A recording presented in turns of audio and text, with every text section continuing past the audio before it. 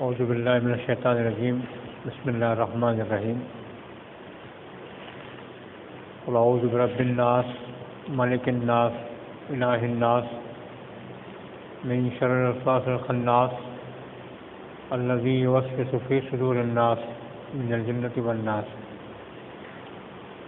سورۃ الناس اس سورہ کا نام ہے، مدینہ میں نازل ہوئے اور اس کی 6 آیتیں ہیں۔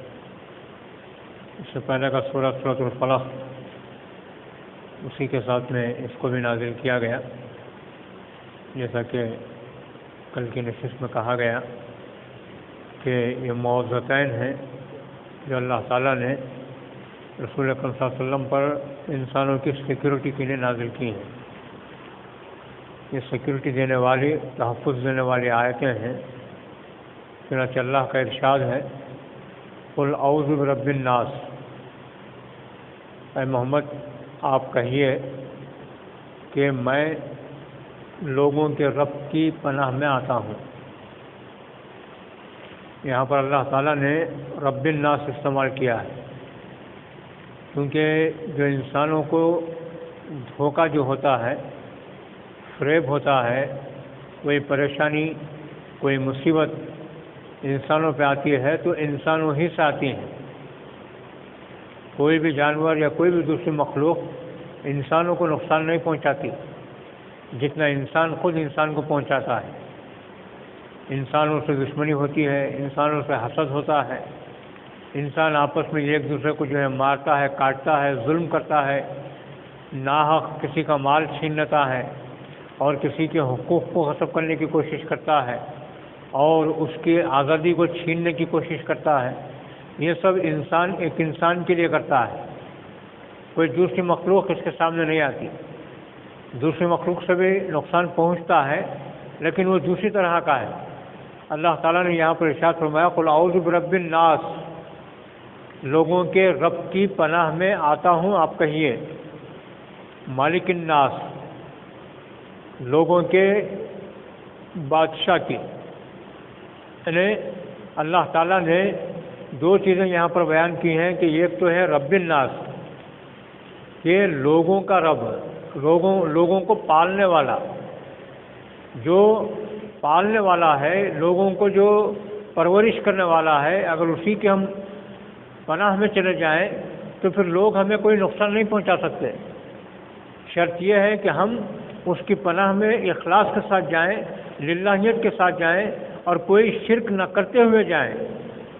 قل اعوذ برب الناس مالک الناس، اور دوسری بات یہ کہی اللہ تعالیٰ نے کہ لوگوں کا بادشاہ ہے، یعنی جو لوگوں کا بادشاہ ہوتا ہے اور جو حکمران ہوتا ہے اس کے ہاتھ میں ہر چیز ہوتی ہے۔ انسانوں کا اٹھنا، انسانوں کا بیٹھنا، انسانوں کا چلنا، انسانوں کا پھرنا، انسانوں کا کھانا، انسانوں کا پینا، انسانوں کا بیمار ہونا، انسانوں کا موت کے قریب جانا، انسانوں کی ایک ایک چیز ان کے بادشاہ اور ان کے حکمران کے ہاتھ میں ہوتی ہے، اور اللہ رب العزت انسانوں کا مالک ہے، انسانوں کا بادشاہ ہے۔ الہ الناس، لوگ جس کی عبادت کرتے ہیں اس کی پناہ میں آتا ہوں۔ الہ معبود، لوگوں کا معبود، لوگ جس کی عبادت کرتے ہیں اس کی پناہ میں آتا ہوں۔ قل اعوذ برب الناس مالک الناس الہ الناس من شر الوسواس الخناس، خناس کے وسوسوں کے شر سے۔ پناہ کس کے پناہ میں؟ اللہ کی پناہ میں آتا ہوں۔ کس سے؟ من شر الوسواس الخناس، خناس کے وسوسوں کے شر سے۔ خناس یعنی شیطان جو وسوسے ڈالتا ہے۔ 2 آپس میں جو دوست بیٹھے رہتے ہیں، اچھے خاصے رہتے ہیں، ہنسی مذاق چل رہا ہے، شیطان آ کر ایک کے دل میں وسوسہ ڈالتا ہے، اپنی خناس صرف کو دکھاتا ہے تو وہ دوسرے سے لڑنے لگتا ہے، چھوٹی معمولی بات پر لڑنے لگتا ہے۔ ابھی اخبارات میں آپ نے پڑھا ہوگا کہ چھوٹی کھانے کی چیز پر، ایک سموسے پر انسان نے انسان کا قتل کر دیا۔ یہ شیطان وسوسے ڈالتا ہے، انسان کو بہکاتا ہے اور وہ غلط راستے پر لے جانے کی کوشش کرتا ہے۔ تو اللہ تعالیٰ نے فرمایا کہ قل اعوذ برب الناس مالک الناس الہ الناس من شر الوسواس الخناس، خناس کے وسوسوں کے شر سے پناہ چاہتا ہوں۔ الذی یوسوس فی صدور الناس، جو لوگوں کے سینوں میں وسوسہ ڈالتے ہیں، جو وسوسہ پیدا کرتے ہیں۔ اور وہ خناس کون ہیں؟ وہ شیاطین کون ہیں؟ من الجنتی والناس، جنات میں سے بھی ہیں اور انسانوں میں سے بھی۔ جو خناس ہیں، جو غلط طریقے سے جو کام کرتے ہیں اور جن کے اندر خناسیت ہوتی ہے، وہ کون ہوتے ہیں؟ انسانوں میں بھی ہوتے ہیں اور جنات میں بھی ہوتے ہیں۔ قل اعوذ برب الناس مالک الناس الہ الناس من شر الوسواس الخناس الذی یوسوس فی صدور الناس من الجنۃ والناس۔ اللہ نے یہ ایک ہی بات کہی ہے، اور یہی بات ہے جو انسانوں کے اندر نفاق پیدا کرتی ہے، وسوسے پیدا کرتی ہے۔ تو اللہ تعالیٰ نے اس صورت کے ذریعے سے ان کو سیکورٹی دی ہے انسانوں کو۔ اگر ہم نے یہ دو صورتوں کی مواظبت کی اور اس کو ہمیشہ کے لیے پڑھا تو یہ ہمارے لیے نہ صرف دنیا میں بلکہ قبر میں بھی یہ ہماری معاونت کریں گی اور قبر میں بھی ہمارے لیے ڈھال بن جائیں گی۔ حدیث میں آتا ہے کہ اللہ کے رسول صلی اللہ علیہ وسلم ارشاد فرماتے ہیں کہ آدمی اگر اس کی عادت بنا لے کہ روزانہ مغرب کے بعد کی جو 2 رکعت جو سنت ہوتی ہے، اگر اس میں پہلی رکعت میں قل اعوذ برب الفلق اور دوسری رکعت میں قل اعوذ برب الناس کی اگر تلاوت کرے گا تو جب یہ قبر میں جائے گا، منکر و نکیر آئیں گے، سوال جواب کے لیے فرشتے آئیں گے، تو 2 صورتیں ڈھال بن جاتی ہیں اور یہ سفارش کریں گی کہ دنیا میں یہ ہماری تلاوت کیا کرتا تھا، لہذا اب اسے کوئی نقصان نہ پہنچایا جائے۔ تو اللہ تعالیٰ کے رسول صلی اللہ علیہ وسلم نے ان دونوں صورتوں کی جو ہے بہت سی چیزیں، بہت سی اس کے فضائل بیان کیے گئے ہیں علماء کرام نے۔ اب یہاں پر صرف میں اتنا کہتے ہوئے اپنی بات کو ختم کرتا ہوں۔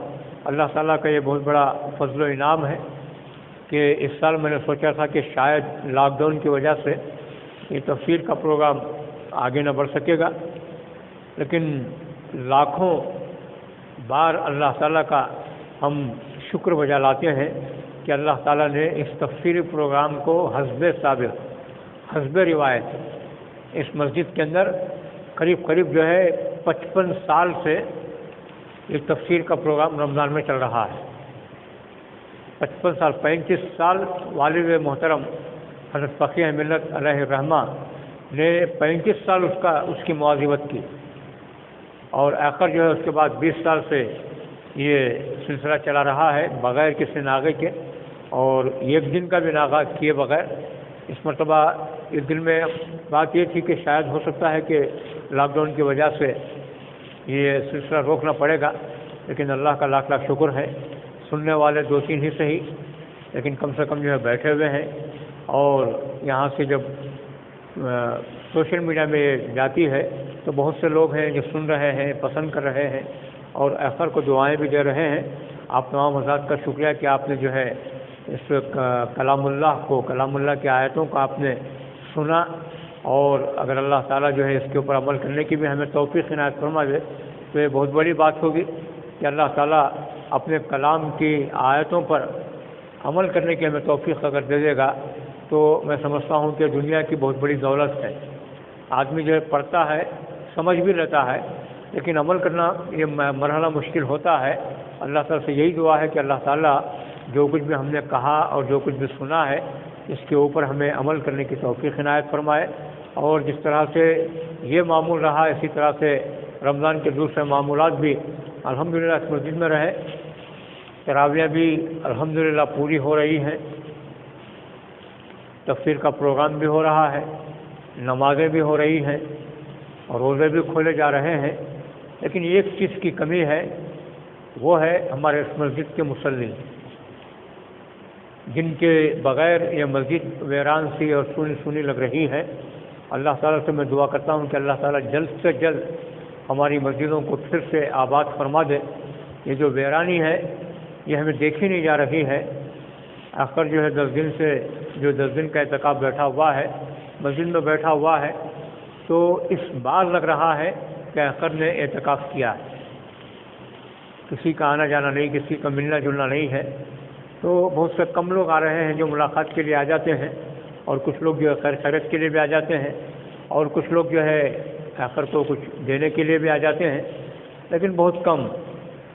ایسا لگ رہا ہے کہ اللہ تعالیٰ نے ہم نے کوئی ایسا گناہ کیا ہے کہ جس کی سزا اللہ تعالیٰ نے یہ مسجدوں سے ہم کو دور کر کے دی ہے۔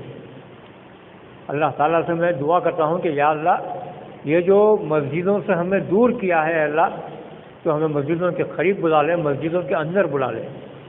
اے اللہ ہمارے لیے اگر کوئی در ہے، اگر کوئی ہمارے لیے کوئی ایسی چوکھٹ ہے، ایسی دہلیز ہے جو ہمارے لیے سیکورٹی دے سکتی ہے، تو اللہ بلا شبہ وہ تیرا گھر ہو سکتا ہے۔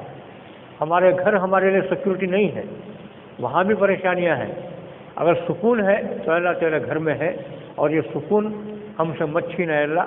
ہم تجھ سے دعا کرتے ہیں اور ہم تجھ سے توبہ کرتے ہیں، سچی توبہ کرتے ہیں کہ ہم سے جو بھی گناہ ہوئے ہیں اور جس گناہ کی پاداش میں تو نے اے اللہ یہ ہمیں سزا دی ہے، اے اللہ ہم اس گناہ سے بھی توبہ کرتے ہیں، اور ہم یہ بھی توفیق چاہتے ہیں کہ اے اللہ جلد سے جلد ہماری مسجدوں کو تو آباد فرما، اور ہمیں پھر سے وہ عبادت کرنے کا ہمیں موقع عنایت فرما دے۔ تیری مسجدوں کے اندر آ کر ہم باجماعت نماز پڑھیں اور تمام لوگوں کے ساتھ ہم رہیں۔ آج جو مصلیوں کی جو کمی محسوس ہو رہی ہے اے اللہ وہ دور فرما دے، اور ہمارے جو مصلی ہیں ہمیشہ کے اے اللہ ان سے پھر ان کے ساتھ عبادت کرنے کے ہمیں توفیق عنایت فرما دے۔ اے اللہ جو کچھ بھی یہ پورا مہینہ ہم نے یہ تفسیر کا جو پروگرام کیا، اور جو ترجمانی کی تفسیر تو نہیں کر سکتے، ترجمانی کی ہے، بیان کیا ہے، اے اللہ اس کو تو قبول فرما اور اس کے اوپر عمل کرنے کی ہمیں توفیق عنایت فرما۔ آمین۔ واخر دعوانا ان الحمد للہ رب العالمین۔